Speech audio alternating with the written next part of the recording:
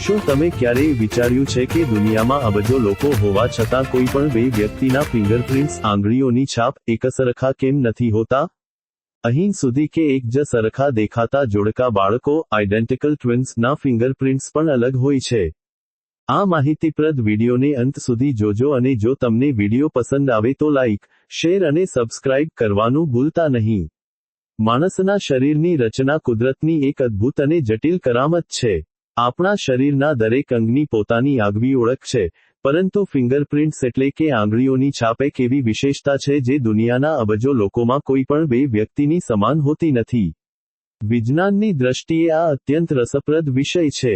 Fingerprints કેમ અલગ હોય છે અને તે કેવી રીતે બને છે, તેની વિગતવાર સમજ નીચે મુજબ છે. ફિંગરપ્રિન્ટ્સની રચના અને ભ્રૂણ વિજ્ઞાન. ફિંગરપ્રિન્ટ્સના વિકાસની શરૂઆત માતાના ગર્ભમાં જ થઈ જાય છે. જ્યારે બાળક ગર્ભમાં 10મી 17 અઠવાડિયાનું હોય છે, ત્યારે તેની આંગળીઓના ટેરવા પર રેખાઓ બનવાની શરૂઆત થાય છે. આ પ્રક્રિયાને ડર્મેટોગ્લિફિક્સ કહેવામાં આવે છે. આ રેખાઓ ત્વચાના સૌથી ઉપરના સ્તર એપિડર્મિસ અને નીચેના સ્તર ડર્મિસ વચ્ચેના દબાણને કારણે રચાય છે. ગર્ભમાં રહેલા બાળકની આંગળીઓ જ્યારે ગર્ભાશયની દિવાલ સાથે અથડાય છે અથવા એમનિયોટિક પ્રવાહીના સંપર્કમાં આવે છે, ત્યારે તે દબાણ રેખાઓના આકારને પ્રભાવિત કરે છે. આ પ્રક્રિયા એટલી અનન્ય હોય છે કે સમાન ડીએનએ ધરાવતા જોડકા બાળકો આઇડેન્ટિકલ ટ્વિન્સની ફિંગરપ્રિન્ટ્સ પણ એકસરખી હોતી નથી. જોકે તેમનું ડીએનએ 99.9% સમાન હોઈ શકે છે, પરંતુ ગર્ભમાં તેમના સ્થાન અને હલનચલનના તફાવતને કારણે તેમની ફિંગરપ્રિન્ટ્સમાં સૂક્ષ્મ તફાવત રહી જાય છે. આનુવંશિક અને પર્યાવરણીય પરિબળો. ફિંગરપ્રિન્ટ્સની રચનામાં બે મુખ્ય પરિબળો ભાગ ભજવે છે: જીનેટિક્સ આનુવંશિકતા અને એન્વાયરમેન્ટ પર્યાવરણ. 1. આનુવંશિક પરિબળ. આપણી જનીન રચના નક્કી કરે છે કે ફિંગરપ્રિન્ટ્સની મૂળ પેટર્ન કેવી હશે, જેમ કે લૂપ્સ, વલ્સ અથવા આર્ચ્સ. માતા પિતાના જનીનો આ પ્રક્રિયામાં માર્ગદર્શકની ભૂમિકા ભજવે છે. 2. પર્યાવરણીય પરિબળ. આ સૌથી મહત્વનું પાસું છે જે દરેક વ્યક્તિને અલગ પાડે છે. ગર્ભની અંદર પ્રવાહીનું દબાણ, બાળકની આંગળીઓની લંબાઈ, રક્તવાહિનીઓનો વિકાસ અને ત્વચાના વિકાસનો દર આ બધું જ રેખાઓના વળાંક અને જોડાણને નક્કી કરે છે. આ પર્યાવરણીય પ્રભાવો અસ્તવ્યસ્ત રેન્ડમ હોવાથી બે વ્યક્તિઓમાં ક્યારેય સમાન હોતા નથી. ફિંગરપ્રિન્ટ્સના મુખ્ય પ્રકારો. વૈજ્ઞાનિક રીતે ફિંગરપ્રિન્ટ્સને 3 મુખ્ય પેટર્નમાં વહેંચવામાં આવે છે. લૂપ્સ આ સૌથી સામાન્ય પ્રકાર છે, જે દુનિયાના લગભગ 60-65% લોકોમાં જોવા મળે છે. તેમાં રેખાઓ એક બાજુથી પ્રવેશીને વળાંક લઈને તે જ બાજુથી બહાર નીકળે છે.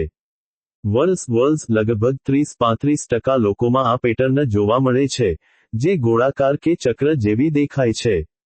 આર્ચ્સ આ સૌથી દુર્લભ છે, લગભગ 5%. તેમાં રેખાઓ એક બાજુથી પ્રવેશીને મોજાની જેમ ઉપર જઈને બીજી બાજુ નીકળી જાય છે. પરંતુ માત્ર આ પ્રકારો સમાન હોવાનો અર્થ એ નથી કે ફિંગરપ્રિન્ટ્સ સમાન છે. તેની અંદર રહેલી નાની નાની વિગતો, જેને માઇન્યુશિયા કહેવાય છે, તે દરેક માણસમાં અનન્ય હોય છે. રેખાઓ ક્યાં અટકે છે, ક્યાં બે ભાગમાં વહેંચાય છે કે ક્યાં બિંદુ બનાવે છે, તે લાખો સંયોજનો બનાવે છે. ફિંગરપ્રિન્ટ્સની કાયમી સ્થિરતા. એકવાર ગર્ભમાં ફિંગરપ્રિન્ટ્સ બની ગયા પછી, તે આખી જિંદગી ક્યારેય બદલાતી નથી. માણસના વિકાસની સાથે તેની આંગળીઓ મોટી થાય છે, પરંતુ રેખાઓનું માળખું અને તેમની વચ્ચેનું અંતર પ્રમાણસર રહે છે. જો આંગળી પર નાની મોટી ઈજા થાય, તો ત્વચા રૂઝાયા પછી પણ ફરીથી એ જ જૂની પેટર્ન પાછી આવી જાય છે. માત્ર ગંભીર દાઝવા કે ઊંડા ઘાના કિસ્સામાં જ કાયમી ડાઘને કારણે તેમાં ફેરફાર થઈ શકે છે, પરંતુ મૂળભૂત પેટર્ન તો એ જ રહે છે. ઉપયોગિતા અને મહત્વ. ફિંગરપ્રિન્ટ્સની આ અનન્યતાને કારણે જ તેનો ઉપયોગ ફોરેન્સિક વિજ્ઞાન અને સુરક્ષામાં વ્યાપકપણે થાય છે. 19મી સદીના અંતમાં સર ફ્રાન્સિસ ગાલ્ટન અને સર એડવર્ડ હેનરી જેવા વૈજ્ઞાનિકોએ આ ક્ષેત્રમાં મોટું યોગદાન આપ્યું હતું.